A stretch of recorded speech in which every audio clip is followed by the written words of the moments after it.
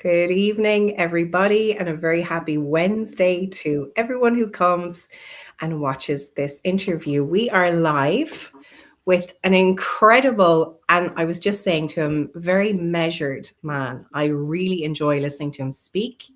I really enjoy listening to him teach. And I've kind of known Tayem since 2020 when a mutual 2020, friend yeah. of ours, yeah, it's incredible that it's 6 years ago. So a friend of ours came on and asked, would we do a debate? And I found it to be hilarious because I was the only white person at this debate. And it was just fantastic because Blake asked, would I Yeah. host it?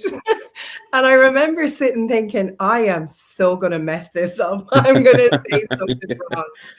But I have to say, it was one of the most interesting conversations I had. And to be in a space where people got to speak to the actuality of how they were feeling. Yeah. And there was no judgment. We had such an amount of comments in that live. It was 2.5 hours or 3 hours long. Yeah. And it was incredible. So yeah, from 2020 to 2026. The And 2026. Tayam, thank you for coming on. Cheers. Thank you for having me, Kira. Truly appreciate it. And yeah, since 2020 till now, look, it's always a pleasure. And I think I'm a huge fan of the work that you do with the magazine and everything that you cover as well, Kira. So huge kudos to you on that side. And I'm looking forward to this conversation. Yeah, we've had some incredible people on the magazine. So I'm honored at the let's call it the gallery of cover men and women that are Yeah, happening with the magazine. It's pretty cool. So Tayam, I would brilliant. love Yeah. for you let people know who you are and what it is that you do. So from what I'm seeing, Yeah. leader, entrepreneur, advocate, activist, Yeah. speaker, Yeah. plethora. Let me know. Quite a yeah, quite a few things, Kira. But I think, look, for me, I'd say leader is one of the most important thing, right? I think I've leadership within me. I've always had it at a young age, and it's kind of something that has inspired me to do a lot of the things that I do and advocate for some of the things that I do. From a professional, I work as a sales director at the moment. I got hired as a sales director this year, multinational organization, which is something that I love sales, and I've been in sales for a good part of 10 plus years. So that's something Brilliant. that I like. I'm an entrepreneur. I've owned a couple of businesses in the past. In the process of starting a couple more. And I do a bit of mentorship. Well, a good bit of mentorship, coaching and business coaching, personal development coaching, and working with young professional footballers at the moment. Amazing. With football agencies at the moment, where professional footballers that are moving abroad to England and other countries, they need that mental development, they need that mental strengthening to really discover what it takes to Wow. succeed at higher levels. And I've dedicated again another decade towards studying the mindset, right? What it takes to get ahead, and coached a lot of people throughout my career, and spoken at different companies like Coinbase, led development workshops there for those companies. So that's a little bit and a lot of what I do, and obviously um, exploring the route of politics at the moment as well. Yes, we'll get on to that. Don't you worry. Um, Something that Excuse I me. would love to ask you about, because I Yeah, know that your faith is very important to you. I know that God is very important to you, and I love that. yeah. And when you're working in the business realm, Mm, are you bringing that faith into that? Are the people that you're working with in that realm with you, or yeah. are they separate? No, well, you have different people that have so many Mm, different beliefs, right? I've worked with a lot of different people, even in the industry I'm in now. I think my approach is, look, how you carry yourself will be a reflection of, how you walk with God. Um, and different people are at different levels. So we have different conversations when you're networking, you're sitting down, you're meeting people on a personal level. But I think in the business world, you always discuss a lot more business than faith, right? mm, And things like that. But for me, it's, look, I think a huge part of success is God, right? And I think a huge part of the success I've had in my career is a consequence of praying and asking God for direction and important meetings, and important decisions that I needed to make about my career, and also asking for the courage to be able to make certain decisions that may seem uncomfortable. So I think it's an extra anchor, and it's an anchor that helps to push you successful in different areas. So I that's the like best way that. to say it. But I come across people, look, some people have different beliefs. Some people are atheists, some people are um, Christian, some people are Muslim. You come across so many people in the business world. But a lot of people are grounded in faith, I'll tell you that. Because I'm dealing with a lot of high level people and a lot of successful people, and there is a belief across the board from everybody that there is a higher power. The question always comes down to, what do you identify the higher power as? But a lot of people, and that's what really encourages me, because I've seen a lot of successful people, and all of them say, yeah, God has, luck has been on my side, God has been on my side on so many things. So I think, yeah, that's the best way I can answer that. It's nice. It sounds like you're bringing God with you into Mhm. scenarios, but you're not pushing God on anybody else, which is a beautiful thing. I think it's Well, you where the can't. connection y- happens. Yeah, well, look, just to briefly touch on that, you can't, and this is my view, you can't impose God upon people and force Mm, people, right? And force it down their throat. I think everybody secretly is looking for God, and it's just sometimes it's the right timing for people, and yeah, having the right conversation with them can open up their curiosity a bit more. And my thing is, I always tell people, seek God for yourself. Let it not be based on, oh, well, I'm following how you're following. No, like, ask God yourself, and ask the questions and do your own research, and you realize that all of this is created by an intelligent mind. There's no way everything we have and everything we are is just accidental. And I think it's important you don't force it down people's throats. But look, we have exploring conversations, and in the process of exploring, somebody might discover that, yeah, there is something more as a consequence of what you were saying. beautiful. And so going from that then, from the leadership business side of Yeah. things and taking the leadership into your mentoring, who are you mentoring? Yeah. Who comes to you? Um, I've mentored a lot of people. Currently, at the moment, I'm mentoring a young individual, 25 years old. He's got a business over in Thailand at the moment. He actually attended a couple of my workshops many years ago when I used to run quarterly events, and we used to run quarterly personal development events prior to COVID here in Dublin. The Min Talks events, but through an organization, Mercer Innovation Enterprise, that we used to run. And it was essentially giving young people mentorship, advice on how to be successful in your career, in business, in entrepreneurship, and just developing that mental understanding. So I mentor the likes of him. I've got other people where they're a little bit more senior in their career that come to me for career mentoring as well. Learning how to speak more effectively and become effective leaders. So we do leadership trainings with them as well. So it ranges, but if I have to give you an age group, it'd be predominantly from 18 to anything above that. Really, Incredible.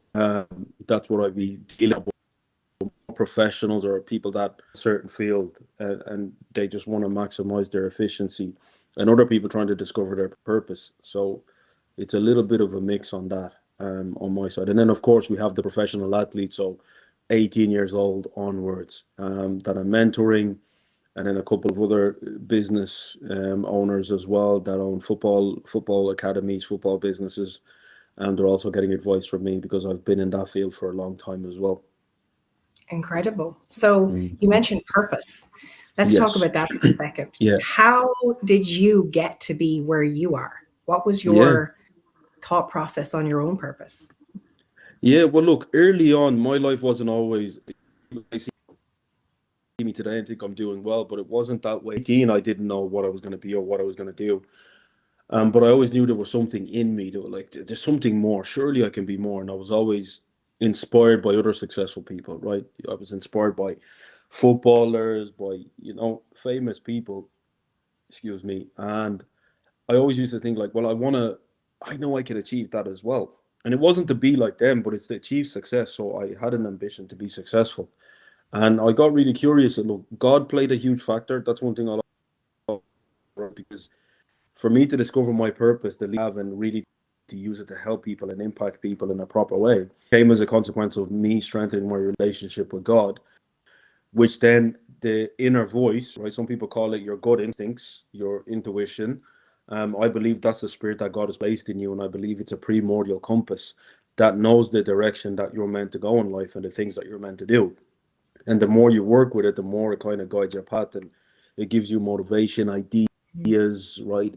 Hunches, all of that. All of it is just pointing in. I got very curious at a young age, and I started then to look for people in Dublin that were successful. right? I started looking for people that are working in big companies that I kind of had a relationship with. I reached out to people on LinkedIn, managers on LinkedIn, and just asking them for their time because if they can give me advice on how I could be successful, how I can get ahead. And more curious I got, the more questions I asked. Eventually, I bumped into somebody who was incredibly wealthy, a millionaire, and he gave me advice and he recommended a book for me to read. And he said this book has changed his life. And the book was called Think and Grow Rich by Napoleon Hill. Now, it's a renowned book. But the more I read that, the more I started understanding different and understanding different level. And you almost track success, and I really did, right? Because I understood then it's about quality thoughts going into my mind will give me good quality results. And Mm. then I watched a lot of motivation videos as well till this day. And so you're getting the message of hard work, the importance of working hard, right? Staying disciplined and doing more than other people are willing to do. And so I did that, in every job I went into was going in and looking at, right, how can I be impactful here? How can I add value here? Because I also understood a very important lesson that for you to become successful, you have to help other people succeed first. Mm. And if you do that, then you'll become a success, right? I work predominantly in sales roles. So my sales role is hitting the target. Ultimately, that makes the company money and then I get paid. So essentially, I'm making the company successful and the company's rewarding me for that. When I moved into leadership positions, because I always had that leadership trait within me growing up, there's always my group of friends always come to me for advice, and it was like they're waiting on my decision on a lot of things. But as I got older, those skills, I just wanted to be a leader. And so I just think it's something that sometimes it's born in you. I think the really good leaders, they naturally have it. And I think other leaders, it's like you can learn it, but I just feel it's never as powerful as Yeah. as something that's in you. I think, right? And so those type of lessons helped me, Kira, to put me in the positions that I'm in. And I also took risks. I really took risks. This is something I have to let people know. It's you have to take risks. I didn't Mm. seek the path that was the most convenient. I didn't stay in jobs when I no longer felt like I wanted to be in that company anymore. When I hated waking up on a Sunday, dreading that the next day is Monday. I left companies that made me feel anxious and I felt there's no more progression for me there. It was risky because sometimes I'd leave and I don't have another opportunity. But I knew, like, if I let go of this, I can always find more opportunities. And I also discovered then how resourceful I can be by putting myself Mm. in those kind of situations where you don't have any other choice but to make it work. Right. And I think that's an important part of my success, anyways, is being that to take risks, to be bold, not to have fear. And the fact that I have God by my side kind of gave me a little bit of a motivator to not be fearful. It's almost like, look, my dad is the richest man in the world, so why am I gonna Yeah. worry, right? And that's the way I looked at it. I said, look, so my father is God, then anything I do, he's gonna have to protect me as long as it's something that's Mm. good. And so I took those risks, and I think being a part of success is you're gonna have to make some decisions that are a little bit risky and unknown. You have to step into the unknown. So I've done a lot of that.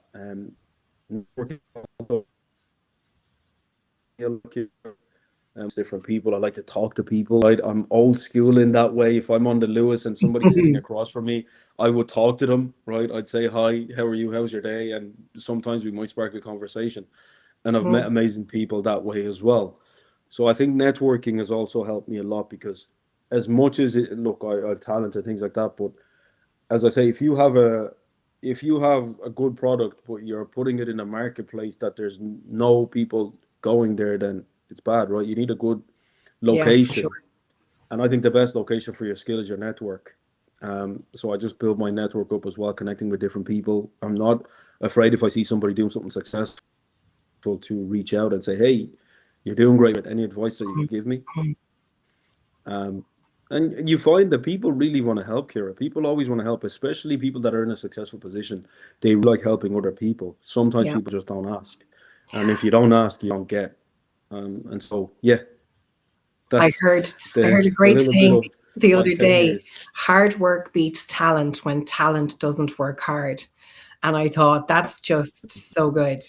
So good. That has been the cornerstone of my life. I've always worked really, and I'll always continue to work really, really hard because I know That's how you get more lucky. I've gotten so lucky just by working really, really hard, right? And I've seen other people, a lot of successful people work very, very hard. It's not about, I think there's this illusion that we're being sold now that like if you get success, that means you're going to be comfortable and you can sleep in all day and sit on a beach all day and just have an endless amount of income in your bank account. No, you have to work very, very hard. And you have to fall in love with the process of working hard, right? Mm, Because that's what it requires. You have to love it. If you don't love it, then I don't think you'll ever obtain the things that you want to obtain. In my eyes, if you've identified whatever it is you're passionate about. mm. So the hard work piece is essential. Really, really important. Oh, I would definitely agree. I think even over the last couple of years, seeing I suppose there's a shame. There has been a shame put out there on the job, right? The idea Yeah. that if you're getting a job, if you're getting a job, then you've failed because you should be out there having ideas and making money and being an entrepreneur. And it's such a shame because Mm. either one, they're both talking about time for money, but they're both Yeah, actually, they are time for money. If you're an entrepreneur, you're absolutely. giving all your time to make money. Absolutely. If you're in a job, you're doing a 9 to 5 to make money. It just depends on your dream. It depends on what you're willing to put in. It's all tough at the start while you're But building. it really depends, right? And I say it this, and I agree with you on that statement. There's nothing wrong with getting a job. I think 100%. it's fantastic, right? And I was able to start businesses because of the experience that I got from working in companies. But it also depends your attitude when you're going to work for a company. Yeah. Some people's attitudes is terrible. There's always an abundance of opportunity within companies if you work really hard Mm, to have a special position within the company for yourself. And there's a lot of good jobs now more than ever. There's a lot of great jobs out there in the market. I really believe so. And I just it comes down to the individual, and I think entrepreneurship is not for everyone, Kira. It really mm, isn't. Not everybody that creates a business is successful. Um, I think it's a great thing if you have that ambitious spirit in you. But if you don't, and you're just looking for an easy life, entrepreneurship doesn't guarantee that. that's for I can sure. promise you, it's a lot harder. You work a lot longer. There's a lot more pressure on you. There's a lot more weight on your shoulders. It's a great one, but it's the exact same in a job, right? Any Mm, any company I work for, Kira, I never looked at myself as an employee. I went in there as a partner, as somebody who's solving problems in the company, as somebody who's helping the company grow. I felt myself as a part of the system. The issue you face in career when you're hiring people is people come in and there's this spoiled attitude that creeps in sometimes that we think we deserve like everything and the company needs to do everything for us. And you don't really push yourself or work incredibly hard, as we mentioned there, the hard working mm, piece, right? And look at where the opportunities in the company for me to grow or for me to take on a new project that's going to make me feel like I'm contributing at a higher level. Because all it is, I think growth is one of the most, progress is what we desire a lot, right? And if you're in a position in a job where there's no progression, it can be tough. But you can mm, also create those opportunities by your attitude when you go to work. And I think that's the most important thing. I don't look down upon it. I think it's one of the most noble things to do is to be mm, in a position that you're working, whether it's a job or whether it's your own business. Either one is incredibly difficult. There's really good jobs. I think some people you might not be in a good job, so then find a good job. There's lots of them. Or upskill yourself that you mm. can get into a better position. You can get into a management position. But there's some really, really good jobs out there in the market, and I think it's just down to people's I suppose people's own competency levels and their ability to upskill. Um, But your really mind helps. frame too. So you said there Yeah, a few minutes ago, you were going to work with the idea in your head that I'm a partner. I'm yeah, coming into this job, this employment to help mm, solve a problem. Even that reframe, because so many people are going to work every day going, oh my God, I've got to go to work again. What is it that you can yeah, do? What do you offer? How do you serve? How do you make something yes. better when you're going into Mm. work with that um, positive mind frame rather than oh, Yeah. I can't believe I have to do this. It's such a different vibe. You look, you always notice people that stand out, Kira, by how they carry themselves, Mm, right? And that comes down to your own self. A conference a couple of days ago with Digital Infrastructure Ireland, and workshop around, mental health, work burnout, and all of these things. And the conversation was around, well, what can companies do to make make it easier for employees or something like that. And I said, well, look, the company can build as much resources they want, but it's up to the employees to take individual action, right? It's upon yourself, how you carry yourself, the attitude you bring to work will determine how you're treated.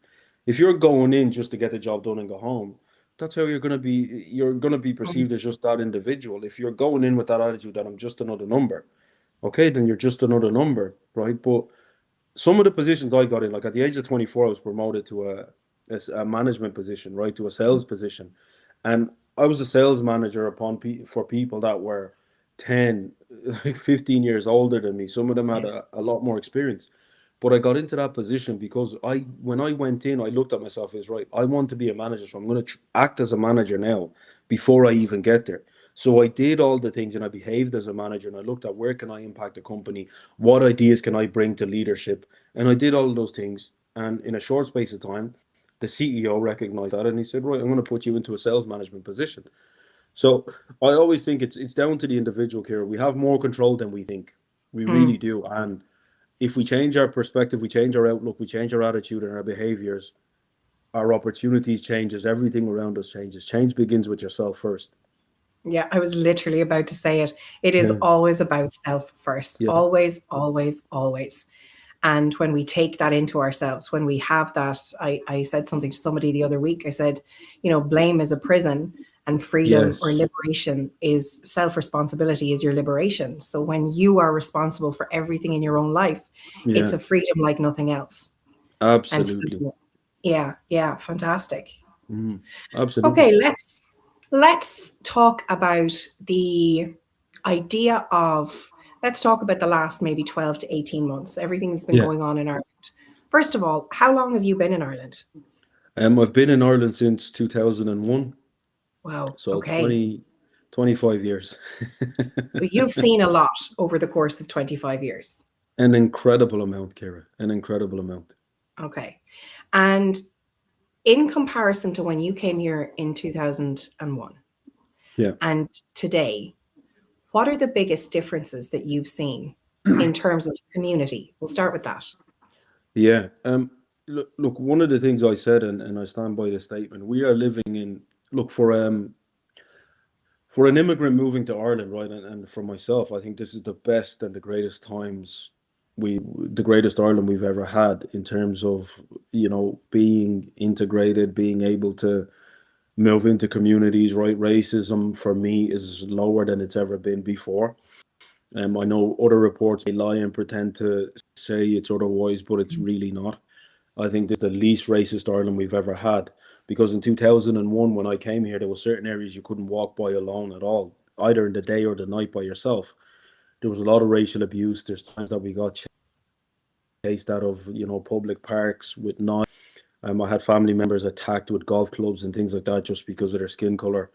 And there was lots of racial attacks, right? And there was a bit of like you'd get on a bus, and I remember one day in particular, I think I was about 16 at the time, and I got on a bus to go to Swords, and I went upstairs in the bus, and everybody kind of turned around looking like, and I really felt like I was black. Let me put it bluntly. I felt Mm. black because the week after I went to Manchester and I got on a bus and nobody looked at me, right? Yeah. And it was like normal there because there's so much diversity.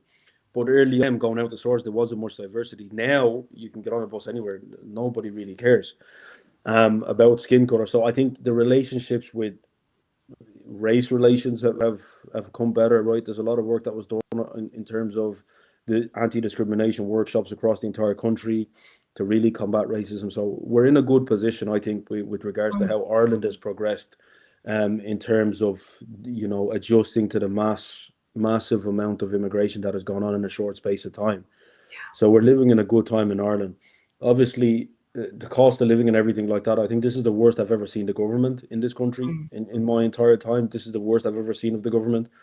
And I think their strategies in the media is more damaging and dangerous than it's ever been before. Wasn't so bad in the past, but now they're really turning people against each other and trying to. And I think they're still Mm. failing. They're trying to, right? Online, people buy into it, but in person, I think, look, you can walk around and it's fine. Yeah. I can't remember the last time I walked out in public here. It was police, the guard abused me when they were driving by and shout out the police car shouting monkey towards me, you know. Yeah. And that was a Garda car. Oh my Um, God. yeah.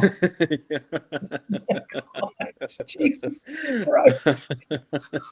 So you can see the progress we've made, like, and I genuinely I can't remember. And I take public transport. I'm in city center. I'm in different communities. I play sports. I've never been racially abused on a football pitch in my entire time. Well, once when we were younger, but other than that, I think, you know, Ireland has made a lot of progress, and that's why I love the country, because the progress is unbelievable.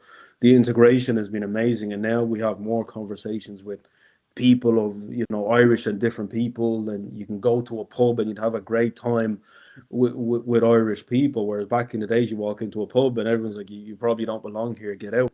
But Yeah. now it's unbelievable. So I think this is the best Ireland I've ever seen, anyways, if you ask me, in terms of a lot of things across the board for me. What does integration look like to you? What does it mean? So integration, there's many ways to integrate, I think, through sports, right? Integration essentially is, I think, getting involved in community activities, Mm, right? Mixing with other people, just mix with the other culture, mix with Irish people, foreign people and Irish people mixing together. That's integration, right? People who move to this country or you're from a migrant background, learning about Irish history, learning about the culture, playing the sports, you know, being involved in the neighborhoods, in the communities. That's integration, because you get to know people at a higher level mm, and you get to learn more about the culture of Ireland, the culture of the people of Ireland. And they also get to learn about you. So it's not just, I think Ireland has integrated, right? And I think more people need to integrate also into Ireland. Ireland is integrated because Ireland knows a lot about us, mm, and a lot of Irish people travel across the world and they integrate. And so, and there's a lot of migrants that are in this country that are integrating. But I mm, still think there's work that needs to be done on that side, Kira, if you ask me. But there's so much value in integration. For us, you get to understand. And for me, what I learned, right, I integrated through sports, was involved mm, in sports. Growing up in school, I was always hanging around with a mix of friends. It wasn't just black friends, it was Irish friends predominantly at the start, because I moved here very early. There wasn't a lot of black people in my class. Um, Sports in the companies I worked in, right? Going out for drinks after work, networking after work, that's integrating at a corporate level. So there's so many different stages of integration: schooling, mm, community, sports, in work, not just sticking to your own culture and your own sort of way of life. But that's for me is integration, is those things, being able to speak the language, the first and the second language, right? Being able to speak English and Irish, I think, is important. I'm currently learning Irish at the moment. good job. So those are all the important factors of integration for me, and I think more of that needs to happen. But I think there's also like a bit of fearfulness amongst other communities, right? And they're fearful about integrating. But I think there's not enough education on the value of integration, Mm, right? People talk about the value of integration, Kira, in the sense that I think schools do it in the sense of, oh, integrate to stop discrimination. No, it's not about discrimination. Integrate to grow as a person. That's what mm. it's about. But Integrate to this is, become a better person. yeah, this is the language. I think that's the problem. So when we're talking about integration to stop discrimination, what we're actually saying is that discrimination exists. But I Absolutely. remember listening to Morgan Freeman. Somebody asked him, I Yeah. can't remember who, what he thinks of racism. And he said, well, it doesn't exist unless you speak about it. And I thought that's really powerful because Yeah. nothing exists until we make it exist. Absolutely. So Yeah. when we're saying things like you need to integrate so it won't, nobody will be discriminated against, well, wait a Yeah. minute, when did the discrimination come in? And Yeah. it's a bit like this DEI, this diversity and equality and all this kind of stuff. Yeah. It's sold in a way that's very divisive because what they're saying is there isn't any. And so now we need to make it, which means we're already Yeah. separate. Would Yeah. you see that? I do. And I also understand the issues behind it, because Mm. I've been at a lot of meetings, right? Early on, and for some strange reason, I've always been around politics, even though I hate it, right? And I've been involved in, look, immigration workshop, integration workshops, anti-discrimination workshops. I've been invited by the Africa Centre on multiple different initiatives that they ran, right? Sports Against Racism Ireland do a fantastic job of integration through sports. Um, a lot of their events and friends of mine that have worked there, those, Kieran, this is the problem. They want racism to get funded for it. They want the Mm, division to stay to still be there because they get paid from it. That's why they keep yeah. talking about it from that position of that, oh, there's oppression and we need funding to get money so we can create programs to stop the racism and all of these things. No, the main cause of it is they need this thing to stay alive so they can keep getting government funding. And I've Yeah. attended a lot of the meetings where they're talking about, well, we're standing for young people, but there's no young people in the room. And Mm, I know a lot more of the young people in this country, especially the young Africans that some of these NGOs advocate for. I know a lot of the young kids, some of the young kids that are going through difficult things. I speak to a lot of them and give them advice on certain things. None of these kids know any of these people that sit in these rooms. And oftentimes I've sat in those rooms and I've said, I've never seen you go to any of the communities that you're actually advocating that you stand for here.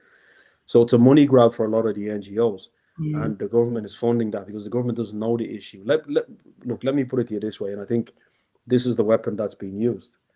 It's difficult for a white person to go in and speak about racism because you haven't experienced it. This is the defense. You don't experience it, so you don't know what you're talking about. We know it, so give us the resources and we'll go and talk about it. mm, It puts a white person at this position because, like, well, there's a bit of logic in that if that is the truthful nature of that conversation. But yeah. with a lot of the NGOs, in my perspective and what I've seen firsthand being in these meetings, it's not about the youth. It's not about building unity within the communities. It's about helping a certain set of group, maybe their friends or whatever. But the most important factor is just about getting money. So ultimately, and it's getting funding from the government because I've seen how many different Yeah. NGO leaders have had fallouts and arguments because they want their project to get funded ahead of another project from somebody else, and they don't want to work collectively. So these are the issues that you face around that conversation. And I think you've got people that are creating these initiatives like DEI, Mm. but the backstory of it is they just want money for their project It's and to money, look it's good for their funding. own resume. Yeah, that's all it is. Yeah. And it's not until you have these kind of conversations, the kind that you and I have, the kind that you and Yeah, Kat would have had, you and Stephen. You know, I see Paul Travo and Elaine Mullally, and they're having these incredible conversations. yeah, When you see people who are willing to have open conversations loud and proud and say, this is actually what's happening, this is the research this we've done, this is why the division is happening, yeah. those are very, very important conversations to have. Absolutely, absolutely, Kira. And it is, and I think now more so than ever, right? This is why the freedom of speech is more important than ever before. But I always encourage people to be bold and have these conversations, right? We need a more educated conversations, more balanced Mhm. conversations. Yes, views can differ, but the conversation needs to take place either way. Mm. And the more, I suppose, the more critical thinking and logical rather than emotional conversations we have, the better it will be for a society, for Ireland, for everybody as a whole. It's just much more progressive, um, and I think that's important. I think that's something that has been shut down a lot. Is those type of conversations, right?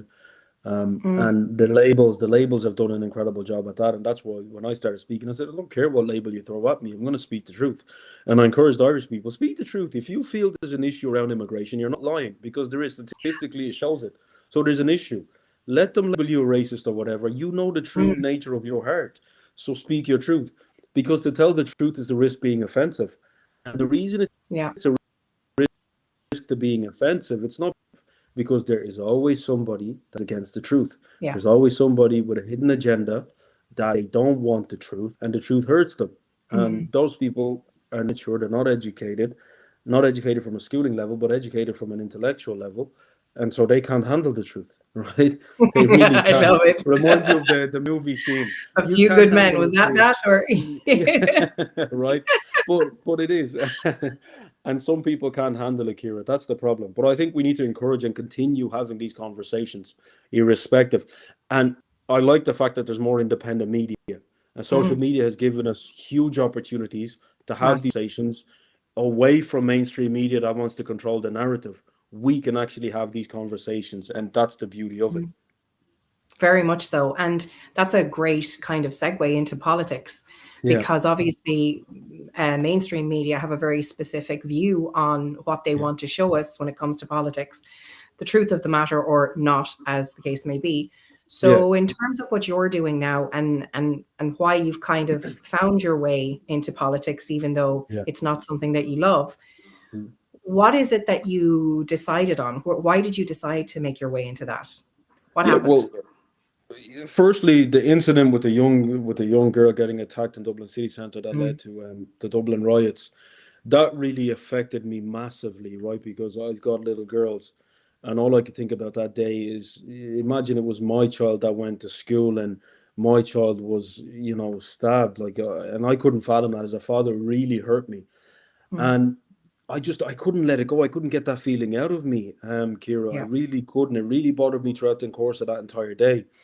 And then I went online and started speaking about it because I saw Irish people spoke about these things before, but I seen the news articles and I pay attention, right? I followed a little bit to what the government speaks on, and it was all very dismissive of Hmm. these very important concerns that Irish people were saying. There's a problem here with the immigration system right now. There's a problem because you're getting in a lot of undocumented men. We don't know their background, their history. There's people that are not being deported that have committed crimes, that have deportation orders, but yet they're still here, still getting paid by the state. So all of these issues, and then you started to see more and more the nature of the horrific crimes. Yeah. But then I also saw that the Irish people were being silenced, Kira. They were being Mhm. silenced by the labels. And the reason the labels affected them because the Irish people are genuinely not that. Yeah. I really found that it really hurt Irish people more to be labeled as racist when they're really not. And it Yeah. was almost a smack in the face for all that they have done, all the hard work that they've done to really work on themselves, to open up their hearts, to accept new people into their country, to treat them as normal. Like that's a big thing for people to do. And I know it might sound like, well, all people should be treated as normal. Yes, but when you're used to seeing a lot more of your own people and never really a lot of a different kind, and all of a sudden in the space of a decade all of that changes drastically, it takes time, Mhm. but it also takes people with an open heart to be able to make that sort of acceptance, right? And the Irish people done that tremendously. So it hurt me the fact that they were silenced, and when I began to speak out, people couldn't silence me or label me as a racist. And I saw that it gave more people courage then to start speaking out and telling the truth, having honest conversations Mm, without being labeled those things. I also saw the danger for migrants if the narrative continued the same. I really did, Kira. If that narrative of what the government are planting is the Irish are racist and they're against immigrants, and then the immigrants were buying into that narrative of saying, well, they hate us, well, then they're all racist. That tension, that division is not healthy or safe for anybody, mm, right? Especially not for migrants, because your Irish people have genuine concerns. We've no housing, we've no healthcare, like cost of living through the roof. We're struggling in our own country. It doesn't make sense.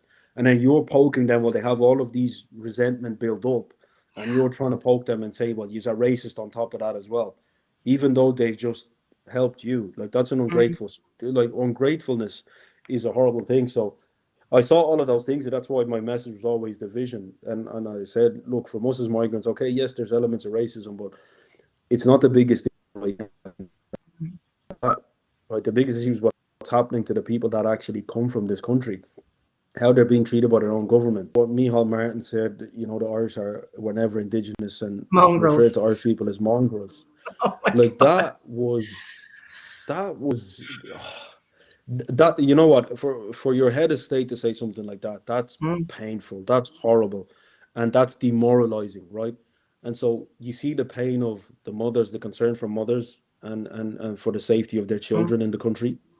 Some of them have no homes. There's no future, right? And I think every woman, the goal for every woman is all. I think one of the big dreams for every woman is to have your own home, right? A place where your children are going to grow up in safety. And if you can't get that, how does that make women feel? mhm, That's mentally hurtful, right? Mental health issues arise as a consequence of that because you don't feel safe, and so you're not operating in a position of safety. You're operating in a position of fear. And all of those things played a factor, Kieran. So I can't see all of that and stand by. And then look, I just think God put the burden on my heart to be able to speak up for Irish people, and really got up my eyes to see, remember what this country has done for you, and remember why I placed you here.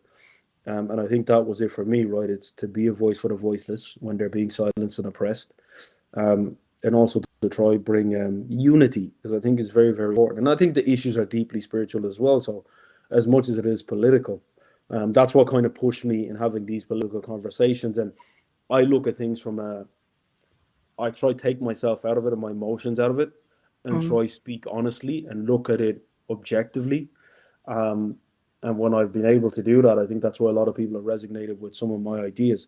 And I'm a problem solver. That's the nature of my role. I Yeah. haven't, like, I've helped a lot of multinational organizations become very successful, right? And as a consequence of that, you learn how to solve problems. That's the mentality that I have. So when I look at the issues going on, it's about, okay, what's causing it? And when you sit down and you ask that question, all fingers will point back to one direction, the government. Yeah. And then you look at, well, how do you solve it? Then you look at all the other issues and you can think of solutions and really feasible solutions that can be done at a Mm. fraction of the cost of what they're spending on bike sheds and all type of nonsense, right? So these problems can be solved. It's now you ask the question, why are they not being solved? Because somebody doesn't want to solve them. And so then it's a dangerous game that they're playing because they don't want to solve it. So they want to keep the division alive. But the division is hurting the people, not them. 100%. And so, Tayam, in terms of solutions, Yeah. I often sit and I think the types of solutions that we need, sometimes people say it has to happen from the top down. But if we're being Yeah. really honest, it can't happen from the top down if the Yeah. top is corrupt. Yes. So it has to happen from the bottom up, and that's your community. That's local Yeah. communities Yeah. coming together in very specific ways in support of Yeah. each other in connection.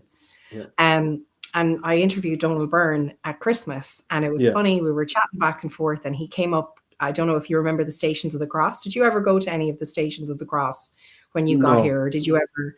Okay. So, in rural communities in Ireland, the Stations of the Cross was when the priest came to the house, and Yeah. each different house had the Stations of the Cross a different year, right?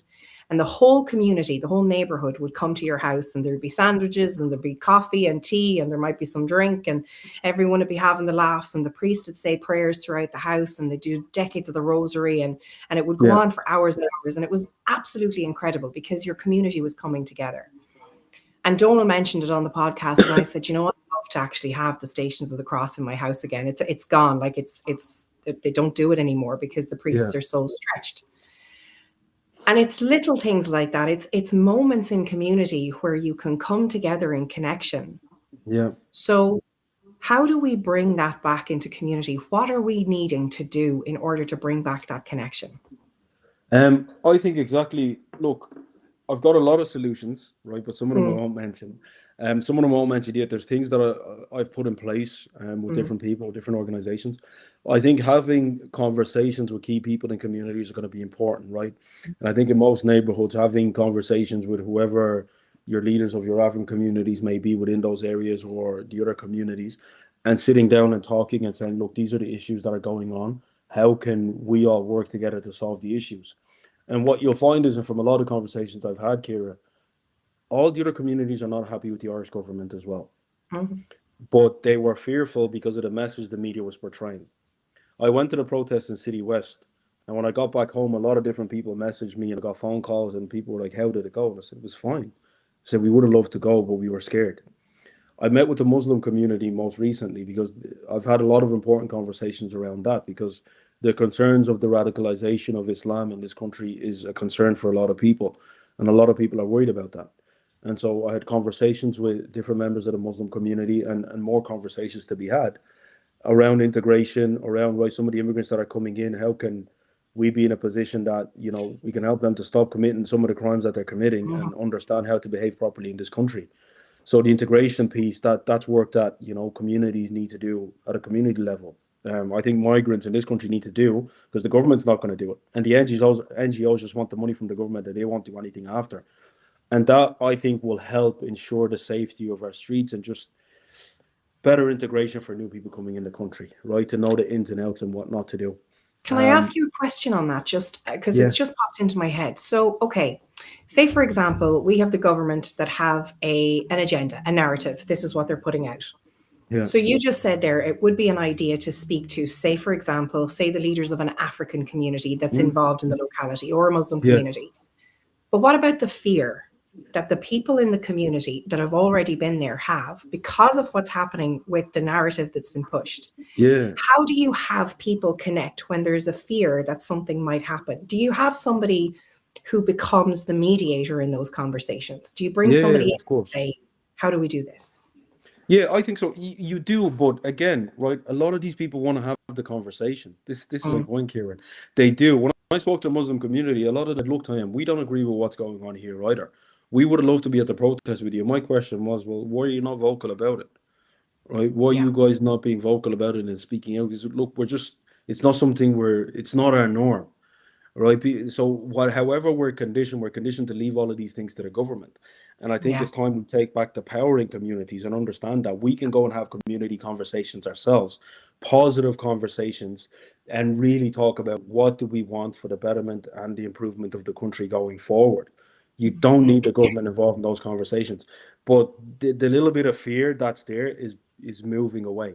Like a lot of people Mm, when they see me at that protest, a lot of people said like we would have loved to have been there with you. And some of the people have texted me, even members of the Muslim community, they said, next time you're going, we want to come and we want to tell the Irish people that we're not here to try take over their country. And the things that are being portrayed about us is not the right things. We care about the country. A lot of us have lived here, we pay taxes, etc.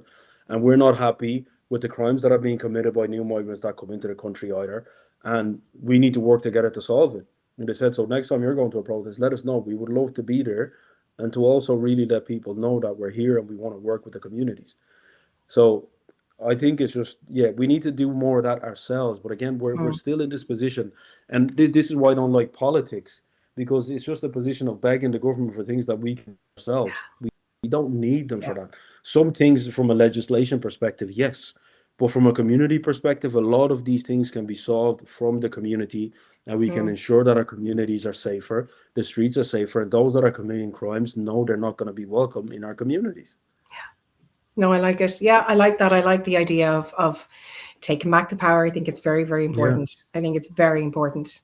Um, But I'll say this as well, Kira. It's something that look, yeah, well, I'll say, look, the division is caused by a tool, right? Media. So you solve it by the same tool, by media. yeah, That's how yeah. you break that and you show unity. People seeing black, white, different color people protesting in the streets sends a huge message Mm. across the board. And that shows people that there is unity, right? And that's how you kill all of that. You break down all of the narratives. And I think a unity march is definitely one that is on the cards. Yeah, it's very interesting, isn't it? You know, we've spent our whole lives fighting. I say we because I'm using the royal we. We for so long Yeah, have repeated patterns. Let's fight, let's fight, let's fight. But we've never tried as a whole to not fight. We've never no, tried as a whole to come to things in a peaceful but very, very strong and unified way. And yeah, I would love to see what that could look like because it's not been done before. Can you imagine 2, 3, 5 million people coming together? yeah. I can see it happening. Mm, I can see it happening, and I see it happening. I have belief that that's something that's going to happen, and it's just about making sure we can have a lot of the important conversations which are being had right now in the background. Um, and I think once we're in a position that something like that can be done, I think it's going to be an important one. I love it. We're I love almost it. there. I'm Yeah, all for it. Keep the conversations going. All yeah. right. So, if there was something that you would like to leave everyone who's watching with, what would it be? Oh, that's a very good one. Uh, tough question. You know, I think the most important thing, right? I think it's rooted in my faith, and this land, Ireland, it's not called the land of the saints and the scholars for nothing, right? And I think it's an important thing for everybody to take note of. Um, and all of this should encourage people, I really think, to strengthen their own individual faith, their own personal relationship with God, right? To see them live more successful, more fulfilled lives, more purposeful lives, and then Mhm. also see that amplified into the state itself in the fight for unity that we're facing right now, and to break down a lot of this division. And I think it's about time the Irish culture and heritage is valued more than it's ever been before. The Irish language, especially, I'm really gonna leave that as an important thing. The Irish language is more sacred, more powerful, and more spiritual than people can conceptualize or realize. Don't let it fall away into the cracks. And I think it's time to start picking that back up again, and celebrating Irish culture more. And also, look, have more honest, respectful conversations. Even though views differ, let's have that. Push away as much of the division as possible, right? And there are those that are not nice, and some people are of a nature that is of a racist kind, and there's others also within other communities that have views that are of a divisive kind. And we should give those people no time at all. And I think it's more important that we all work together collectively to solve the issues that are going on in this country right now. I think it's going to take a collective effort to see Ireland in a much more united position, let's say. I like it. Um, I like I it. really believe so. So that's what I'd leave people on. And above all, have a blessed day. That's the most important thing. Yeah, for sure. Well, Guramagat for coming on and giving me your time. Thank you It's so been a much. pleasure. And I spoke to Tayem and to a few others the other day about an idea that I had. So hopefully we're going to be telling you about a project in the not too distant future that I think could be one of the ways that we bring that unity. Absolutely. Yes. Because stories do that. Personal experiences, when told in truth and in a story way, which Irish people are so good at Yeah, doing. We're great at tell stories. Um, so it could be just one more step on that road to being a whole. absolutely. Yeah, Absolutely. you're a Thanks for star. having Thank me, you so Kira. much. Thank It's you been a so much, my pleasure. dear. All the Have a best. brilliant day. Bye bye. Take care, Diane. Bye bye.